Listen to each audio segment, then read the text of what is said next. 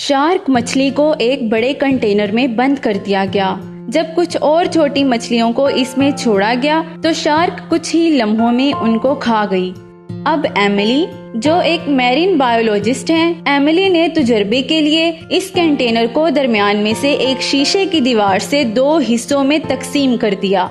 जब छोटी मछलियों को दूसरे हिस्से में छोड़ा गया तो शार्क ने पहले की तरह हमले की कोशिश की, लेकिन शीशे की दीवार की वजह से नाकाम हो गई। वो बार बार कई घंटों तक शीशे की दीवार से सर टकराती रही। फिर थक हार कर उसने समझौता कर लिया। अगले दिन एमिली ने फिर छोटी मछलियों को कंटेनर के दूसरे हिस्से में छोड़ा। शार्क ने फिर कोशिश की, मगर इस दफा जल्दी हार मान ली। कुछ दिन यही तजुर्बा दोहराने के बाद एक ऐसा दिन आया कि शार्क ने एक दफा भी कोशिश ना की। एमिली ने अगले दिन वो दीवार हटा दी। अब हैरान कुन बात ये थी कि छोटी मछलियाँ शार्क के इर्द गिर्द तैरती रहीं, पर शार्क उनसे बिल्कुल लापरवाह रही, क्योंकि कुछ दिन की कोशिश और नाकामी ने इसके लाशौर में ये बात डाल दी थी कि ये छोटी मछलियाँ इसकी दस्तरस में नहीं।